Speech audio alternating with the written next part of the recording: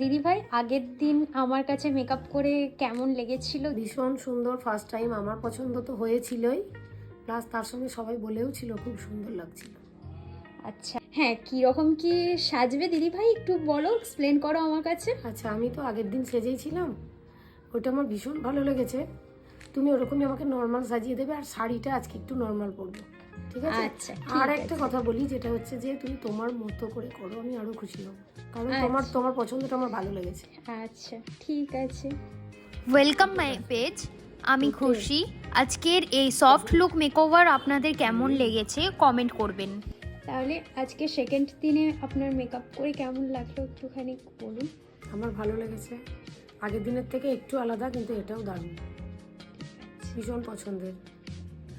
আর এরকম soft look makeup আপনারা যদি ক্রিয়েট করতে চান তো আপনাদের স্পেশাল ডেতে আমাকে বুকিং করতে পারেন, আমি নাম্বার দিয়ে দেবো।